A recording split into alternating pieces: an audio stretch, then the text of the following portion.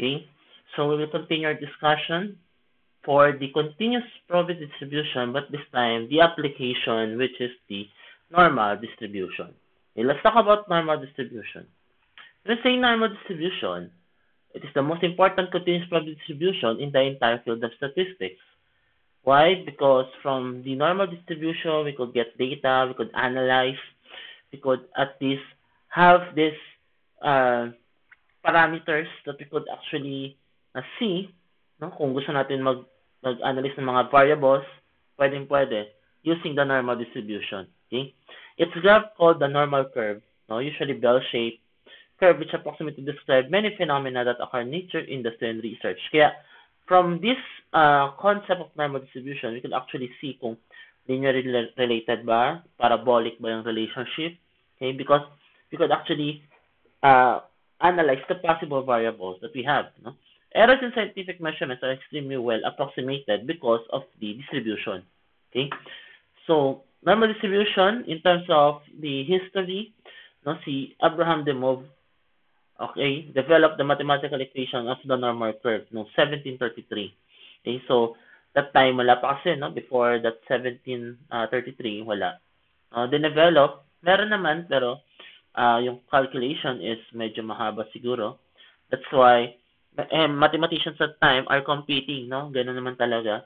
Nagko-compete yung mga mathematicians to have the most no accurate sa mata nila, no? During that time.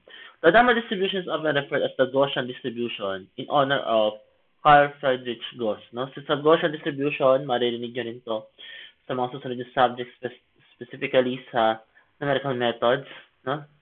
So, you also derive its equation from a study errors in repeated measurements of the same quantity. Yung paulit-ulit, no? Kasi kung natatandaan ninyo from our pinakaunang discussion, nagkakaroon tayo ng tinatawag na repeated experiments, no? Yung repetition ng mga experiments, it also could yield to repeated errors. No, from there, yun, makikita na-develop yun ni Gauss or ni Carl Gauss, no, during that time, para malaman niya, or using the Gaussian distribution, no, na naging normal distribution na rin because of the nature ng pagkita ng mga possible errors. Okay? So, ito yung itsura ng tinatawag natin na normal distribution, normal curve. Yan, mapapansin nyo. Yan, dito, meron tayong makikitang symbol na ito, sigma. So, medyo may heads up tayo kung ano yung sigma na yan. This is our standard deviation. Ayan. So, ibig sabihin yan, yung standard deviation is yung distance ng inyong mean, ito, dun sa score. No? Let's say dito tumama. Yan, ito. Yan, ano to? Ilang standard deviation ba to?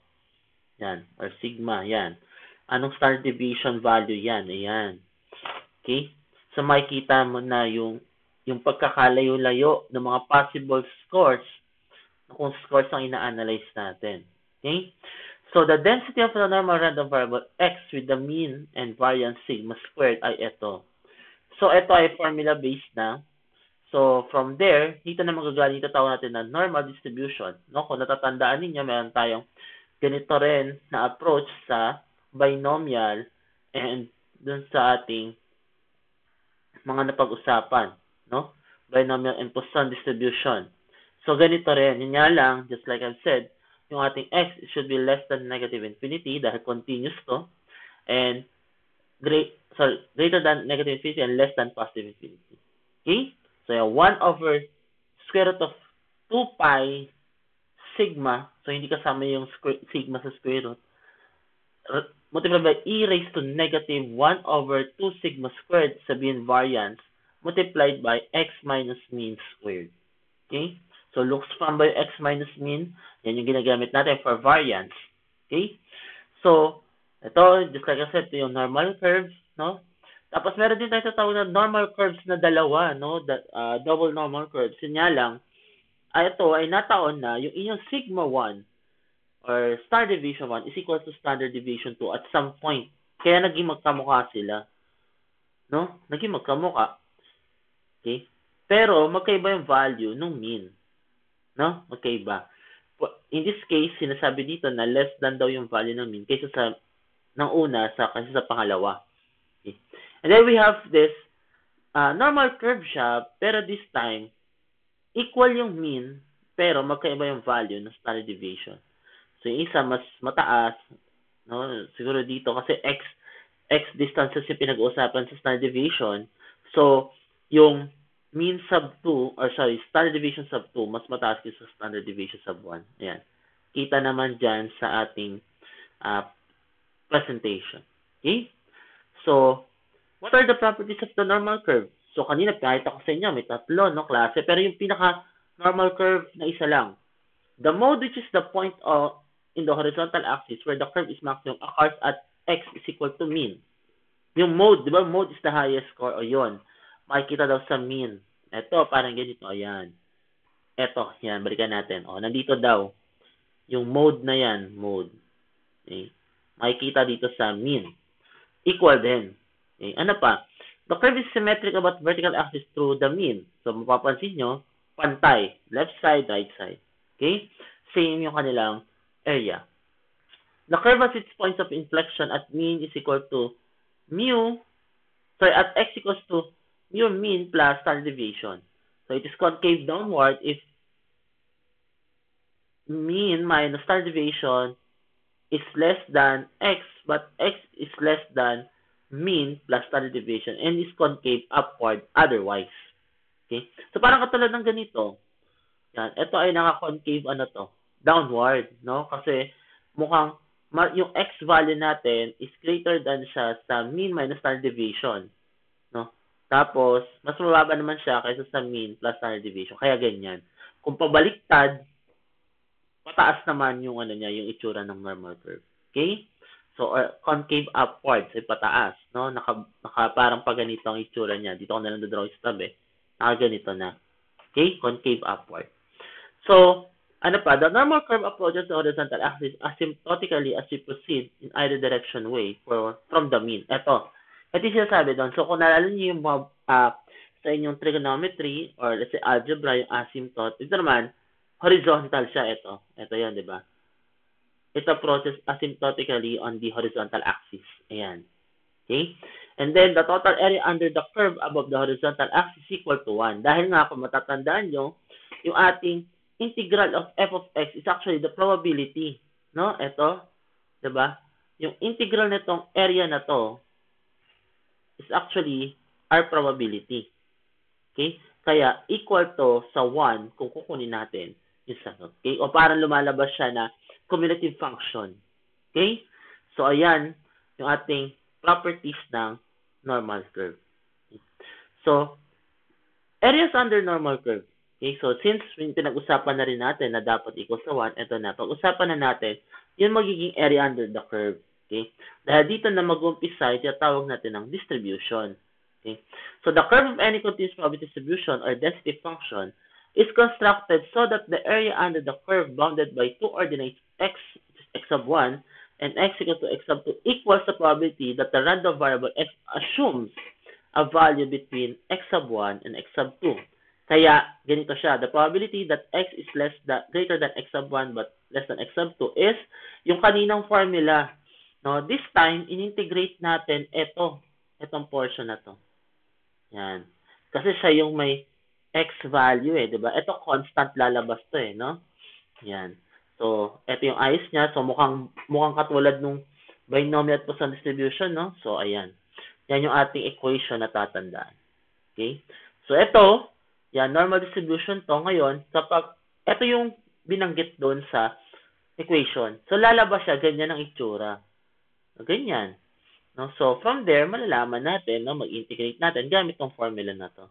1 over square root of 2 pi sigma integral of e raised to negative 1 over 2 sigma squared or variance, but multiply that to x minus mean squared. Okay? So, ayan yon. And then, ito naman, kung magkaibang normal curves. Yan. Ito kasi nasa iisa, diba? Pero, just like we have this presented kanina, so pwede naman magkaroon ng dalawang normal curves na magtatama yung dalawang curve. No? Pero silang parang common shaded area. Ito yon, no? Ganyan. Ito yung common shaded area nila, yan. No? Kumbaga, pumasok dun sa limit ng x sub 1 to x sub 2. Okay? So, ayan to. So, to transform that all observation in any normal random variable x into a new set of observation of normal random variable z with mean 0 and variance 1, eto na. Z is equal to, ito natin z value. Okay? Kung familiar kayo, the better. X minus mean over standard deviation. Okay? So, x minus mean over the standard deviation. So, ano yung sabihin yan? So, kung papalitan natin, no, yung formula na z is equal to x minus mean over standard deviation, so lalabas, ito nakikita nyo, ito ay magiging z squared, no? Bakit? Kasi nga, di ba, z is equal to x minus mean over standard deviation. Kung squared mo tong buo, z squared din to. Ito yon, di ba? So, magiging z squared na siya. Ayan. So, ang limit na natin is sa z. So, hindi na siya from x. Ito-transform natin into z value. From there, okay, sabi dito, the distribution of normal random variable with mean 0 and variance 1 is called standard normal distribution. Doon na tayo gagamit ngayon ng standard normal distribution table. Na hindi ko na rin ipapakomputin dahil ganito rin yung takbo ng solution. Ayan. Sabi, kung ang 0, 0 yung ating mean, ito yon, di ba? Tapos yung ating standard deviation is 1. Ito ang kanyang probability. Okay? At ang tawag doon ay standard normal distribution. Yan. So, to have this application, sagutan na natin sample problem number 1. Yan. Given the standard normal distribution, find the area under the curve that lies, okay, A to the right of Z, that is 1.84, and B between Z, negative 1.97, and Z is equal to 0.86. Yan. Ano daw? No? Parang, ano tayo? Titignan natin ngayon yung magiging value. No? Ano daw unang tanong? Sabi, to the right of 1.84 at saka sa pagitan ng negative 1.97 and 0.86. No? Yun ang tinatanong sa atin sa problem. Okay? Sige. So, ito yung ating illustration for that. Yan. Now, given na, no, kasi nga naman, to the right of 1.84. By the way, no, kung ang mean natin ay 0, ito yung mean, no, para hindi tayo malito. Ito yung ay standard normal distribution na to. Okay? Sa kanan natin, mga positive value, dito negative. Kaya, yung kanan, yung 1.84 na dito sa kanan, to the right niya, itong shaded region na yan. Tapos yung isa, between down negative 1.97, ito, at 0.86, sabihin, yung shaded area na yan, nakikita niyo. Okay? At tinatanong sa atin, yun, find the area under the curve nung to the right of 1.84. Yun muna. Para sa sagutan, alam natin na pag kumukuha tayo ng area, anong ginagawa natin? Ini-integrate. No? We are integrating a certain equation. Or, kung tayo nag-integrate, ginagawa natin, since probability na to, at yung probability natin ay equal to 1 para sa kabuuan. So, gagamit tayo na, tinatawag nga natin na standard normal distribution table. Okay, ito na yon. Yan. So, yan. Or areas under the normal curve. No? Ng standard distribution table. Ang sabi sa atin, Z daw, ano daw value ng Z natin? 1.84. So, ito na. So, hanap tayo. So, nasa kabila. Ito, parang, inano ko na inayos ko na. So, ito, nasa kaliwa, negative. Ito, positive. So, sabi sa atin, 1.84. So, hanap. 1.8, ito. Tapos, 4, ito. Diba? 0.04. Saan magpo-fall yan? Ito, 0.9671. So, kung 0.9671 yun, so, para malaman natin yung probability, ano daw? Ito pinaparap sa atin, no? Itong probability. Now, let's denote its probability 1. At ito ay, itong shaded na to ng sa pagitan is probability 2. Yan, dito tayo mag-solve. For probability 1, okay, that is, anong ulit ang total probability ng under the curve? That is 1. No, 1 minus, kung ano to? Tama ba? 1 minus kung ano yung nasa, ano ba yan? Yan nakita natin na 9.67. Balikan natin. Yan. Ito Ito yan, di ba? Ito. Yan. Itong 9671. Ano kaya yan? Yan ay yung area na nasakop, no? Yan, ibig sabihin yung kabuuan niya. Yung kabuuan ng ating area. So, that is 1 minus yung nakuha natin. Kumbaga, ito, yan, ito yung ating 0.9671 na merong, ano yun? Z na 1.84. Ayan. So, kaya yung probability nandito ay 1 minus 0.9671. So, ang probability natin sa una ng hinahanap na tanong is 0.0329. Okay? That is 0.0329. O, yun na yung sagot natin. No, ganun na siya kadali. No, gagamitan lang natin ng table. O, dun tayo sa pangalawa. Sa pangalawa, sa probability ng pangalawa, mukhang kailangan lang natin ay alamin, dahil nasa pagitan siya, no? So, may heads up tayo, parang lumalabas na yung ating magiging sagot ay yung nasa kaliwa. Kasi di ba parang ang tinitignan is kaliwa lagi. Kung ito yung 1.84, parang leftward, no? Sa left yung value na nakikita natin sa standard normal distribution table, ito. So, kung ganun pala, lalabas yung nasa kaliwa ng 0.086 minus sa kaliwa ng 1.97 ay itong area na to. Tama ba? O, let's denote this as, ito yung P sub 1, ito ay P sub 2, let's say. So, hinanap natin ay P sub 3, ito na lang. Then, let's denote this as P sub 4, and this is P sub 5. Kasi mga probability, no? Or panggagalingan ng probability. So, kung ganun pala, yung nasa left ng P sub 4 minus sa left ng P sub 5 ay yung etong area na to. So, from that equation, we could say that P sub 3 is equal to left ng P sub 4 minus left ng P sub 5. O, balikan natin yung standard normal distribution table. Ano ang nasa left ng P sub 4? Ano ba value ng P sub 4? 0.86. O, tingin. Positive value nandito sa kanan. 0.8. Yan. 6 bilang tayo. Ito. So, saan yan? Dito. 2, 3. Ito ba yon? That is 0. Ilan yon? Tama ba pagkakatingin ko? Ito. 0.8051. So, 0.8051. Sulat natin. O, P sub 4 meron na.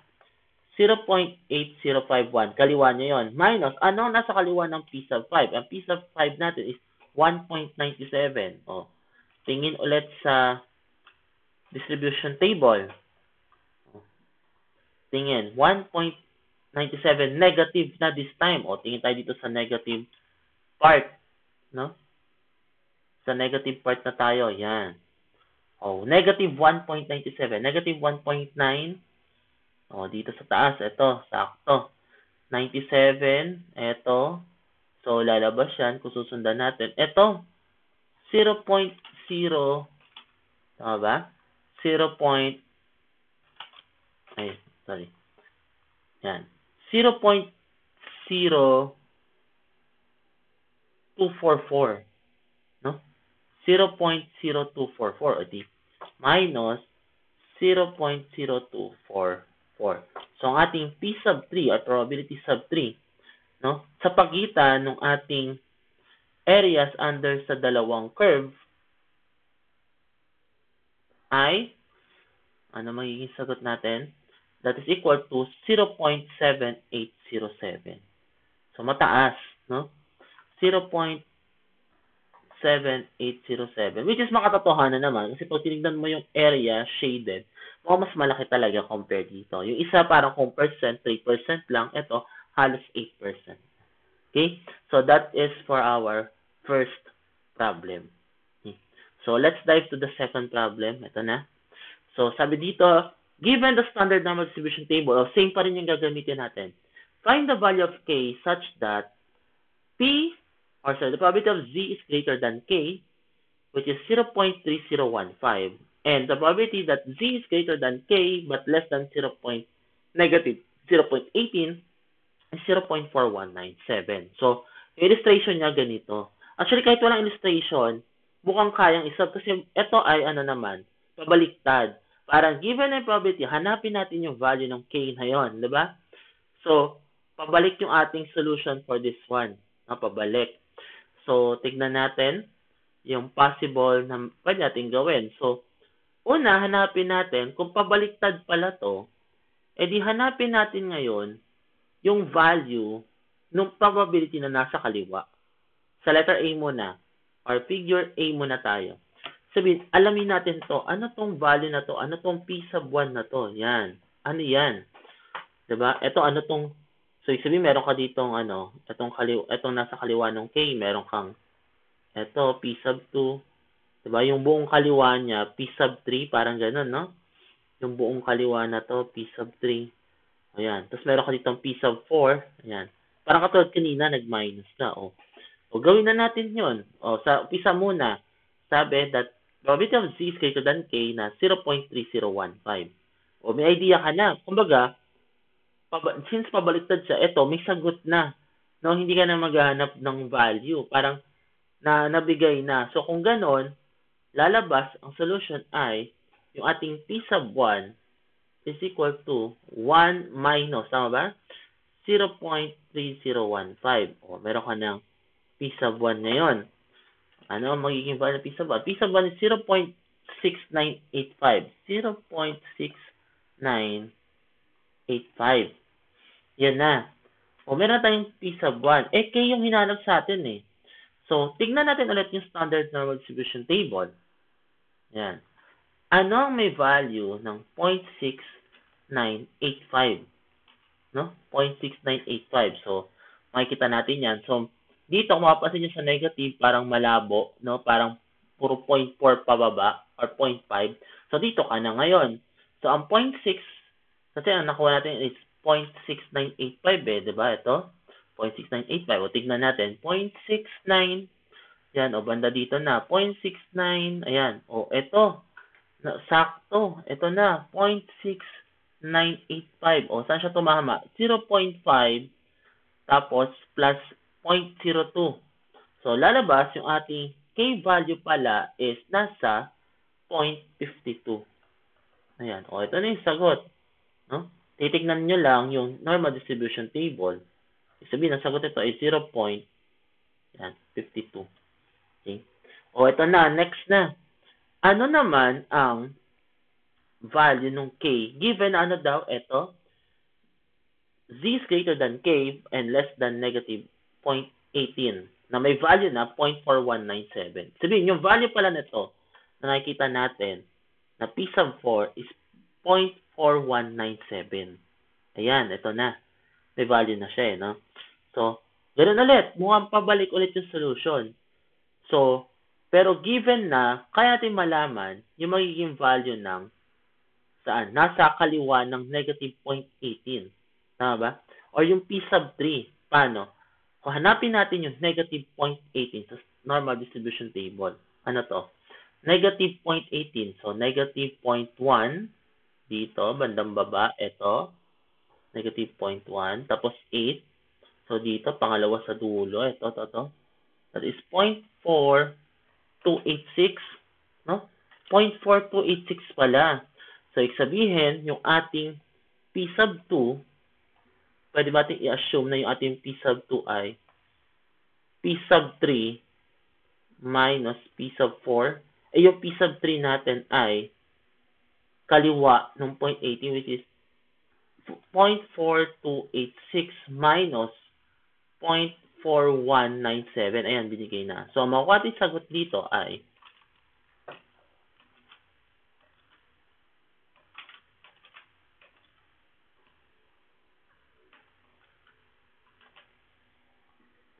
0.0089. Yan. So, ang P sub 2 natin ay yan, 0.0089. O, tingin ulit sa normal distribution table. Nasaan ang 0.0089? So, alam natin na sa bandang negative, no, ito yan, no, kaya pinresent ko na nakaganyan.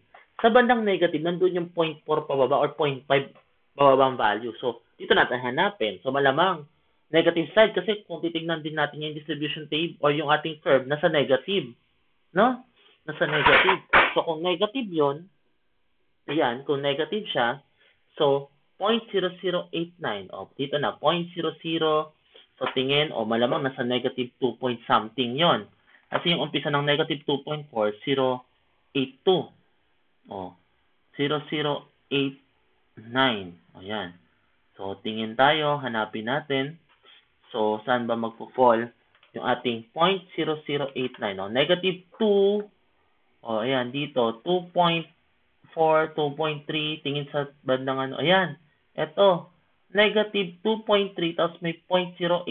Di negative 2.38 pala. O, negative 2.89. Ito pala, 2.37. Yan. So, ating K dito is negative 2.37. Yan, ito ay negative 2.37. O, yan na yung sagot para sa problem na yan. Okay? So, that is for our second problem. Yan. Yan. So, ito. Yan. Punta tayo sa third problem. Yan. Given a random variable x having a normal distribution mean na 50, standard deviation ng 10, find the probability that x assumes a value between 45 and 62. Ano daw? Given na lahat yan, parang easy peasy, ganun ang dating. So, pinapahanap lang sa atin ay value ng x, no? Ba? Find the probability that x assume a value between 45 and 62. So, ano gagawin natin? So, ang gagawin natin ay gamitin natin yung concept ng z-value. Kasi z-value yung hinahanap natin, di ba? Yung sa ating normal distribution table. So, that is yung ating concept na z-value is equal to x minus mean over standard deviation. Ayun ang gagawin natin. So, meron tayong mean, meron tayong standard deviation. Meron ba tayong value ng x? Meron. Yan yung 45 and 62. Sa pagitan daw. So, meron tayong d sub 1. Ano yun? That is x minus mean over standard deviation. So, x natin is 45 minus mean na 50 over standard deviation na 10.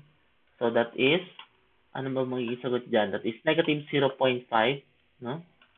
Tapos yung ating pangalawang z value ay x minus mean over standard deviation, that is x62 minus 50 over 10, that's equal to 12 over 10, 1.2. O yan na. So, tingin ka ulit ngayon sa standard normal distribution table. Pero, ito na yung magiging illustration niya. Ayan. Diba? Negative 0.5 to 1.2. O yan na yung range. Ang tinatanong lang sa atin pala ay probability. So, malamang yung area shaded. Tama? Yung nakikita nyo na blue. So, yung area na shaded na yan, yan ang pinapahanap sa atin ngayon. Okay? So, given na, no? Given na yung ating mga value, so, diretso na natin siyang hanapin sa normal distribution table. Ito. So, ayan. So, una, negative 0.5. O, negative 0.5. Ito. O, ito na agad. Yan. 0.3085. O, 0. So, ibig sabihin, yung left nito, gawin natin ganito. Yan. Yung left nito ay 0.3085. Yan. O yung left naman ng 1.2, para kasing mag-minus ka eh, no? Ayan. Diba? Ito yung isa pang approach na pwede nyo gawin. Kasi parang i-minus mo, diba? Kasi shaded region naman yan. So, ano yung nasa left naman ng 1.2? O tingin sa kabilang side kasi positive na tayo ngayon. O mukhang yun ay eto na. Diretso, 0.8849. Yan. 0.8849 na. Sulat natin dito. 0.8849. O yan. Kung ito yung probability na hinahanap sa atin, so probability na yan is 0.8849, ito muna, minus 0.3085. So probability natin using the probability distribution table ay 0.5764. Okay? 0.5764. 4. Ayan na yung sagot natin. Diba? Mabilis lang siya kung alam mo yung concept na gagamitin mo yung z is equal to x minus mean over standard deviation. Okay? Sige. O, yan yung ating pangatlong problem. Now, let's proceed to the fourth problem. Yan. Ito. Fourth problem na. Sa pangapat na problem, given a normal distribution mean is equal to 40 and sigma is equal to 6, find the value of x that has 45% of the area to the left and b 14% of the area to the right. Ito naman, in terms of area na. No? In terms of area na yung pinag-uusapan. So, sa illustration niyan, ganito ang kanyang kakalabasan, no? Ito, yan. Ayan na. So, sinabi sa atin yan na may standard deviation ng 6, yan, ito. And mean na 40, so kaya sa illustration niyan, yan, nakalatag ng ganyan. So, 45% means 45%, 0.45 saan daw? Yung una, to the left, isabihin pa negative. Tapos yung isa, 40% to the right. Ito, dito. 14% to the right. Ayan. Diba? So, ayan na yung ating problem. Area to the right. Ngayon, ang tanong sa atin ay, hanapin daw natin yung value ng x na yon. Kung ano man yun. Ano yan dito? Yung x ng, ano yung value ng x na yan? So, hinahanap sa atin ay, kung ano yung score. Tama ba? Kung ano yung score na nagko-contain ng mga values na yon, no? Yung kumbaga yun yung pinapanap sa atin. So parang from kanina kinuha natin percent, eto pabaliktad. Mukhang hahanapin natin ngayon yung mga x values. Okay? So unahin muna natin tignan sa ating z table. Yan. Ano-ano yung mga pwede nating gamitin. So sabi kasi 45% diba? So, balikan natin yung z table. So, that means na tayo 0.45. Tama ba? 0.45. Oh. 0.45. Ito. So, tingin na rin tayo. 0.45. So, sabi ko nga, yung 0.5 bababa bandang nandito sa negative side. Tingin tayo sa 0.45. Alin ba dyan yung may sakto? So, mukhang maglalaro sa, meron kasing 0.4522 at 0.4483.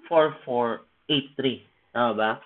0.4522 at 0.4483. Ano yung may 0.4522? Ito. That is negative 0.12. Ito. Yan. Para makita, ito yung pinag-uusapan natin at itong dalawa na to. Ito at saka ito. No? 4522. Yan, sulat muna natin. So, meron tayong meron tayong dalawang pwedeng maging sagot, no? So, kung 45% yung pinag-uusapan natin, meron kasing 0.4522 na equal sa negative 0.12. At yung isa naman is 0.44, diba? 83. Ayan, 0.4483 para naman sa negative 0.13. Ngayon, sa probability o standard number distribution, hindi ka pwede lumagpas sa 0.40 kasi yun yung limit. Tama ba? Yun yung range Diba? Kung mapakikita nyo, range yan So, alin man dyan yung pinaka-closest. So, dito mukhang, kung i-average din natin kasi siya, or titignan natin, no? Ano kaya magiging So, pwede natin gamitin yung 0.30 kasi hindi siya lumagpas no? Siya yung pinakamalapit na hindi lumagpas. So, kung 0.13, hindi ko gamitin natin doon sa area na yon. So, malamang, ang z natin, value natin ay, since siya yung pinakamalapit, is 0.13, negative. No? Negative, yan, 0.13 dito. Dito sa kabila, 0.14. Pero yung nasa kanan niya, 0.96. Tama ba? 0.96 yung nasa, 0.86 pala yung nasa kanan. Ngayon ang tanong, hanapin natin yung may z value na may 0.86. So kung babalikan natin dito, z value na may 0.86. Yan, dito na siya banda, no? sa positive side na, 0.86. Yan, so meron tayo dito 8. Ayan, mukhang merong close, no? Ito, nasa 0.08 tapos kalinya ng 1. 1.0. So 1.08, no? 1.08 yung ating pwedeng gamitin. Ano ba yung value ng 1.08? 0.8599 o sakto. So, pwede natin gamitin yon. Malamang yung ating z value kapag 1.08, that is 0.8599 na close sa 0.86. O yan, so pwede dito na 1.08. Yan na, meron tayong z sub 2. O, ang tanong sa atin, hanapin daw natin yung mga x value. O, dahil meron na tayo, edi gamitin natin yung general formula ng z is equal to x minus mean over standard deviation. O, given na, mean tayo na 40, yan, standard deviation na 6. So, the z value natin, so z sub 1 natin is negative, ano nga ito? 0.13 is equal to x sub 1 minus 40 over 6. So, ating x sub 1 will be equal to yan, 39.22. Yan, 39.22. And then, for our x sub 2, that is, kung ginamit natin is 1.08, 1.08 z sub 2 is equal to x sub 2 minus mean, or minus 40 na, diretso, over 6. Ang ating x sub 2 is equal to 46, and 46.48. Ayun ang sagot natin. Okay? So, kung titingnan natin yung illustration, ito na siya. No, kung diba 40, mas mataas sa 40 kasi nasa kanan. So, that is tama lang. No? Ano yung 46.48? Ito yung na-compute natin. Yan. Yung x sub 1 nasa baba ng 40, so dapat less than 40, kaya 39 point something. Pero dikit na dikit, no? Ayun nga, 39.22. Kaya sa illustration dyan, dikit na dikit na. Okay? So, that is for our problem number 4. Okay?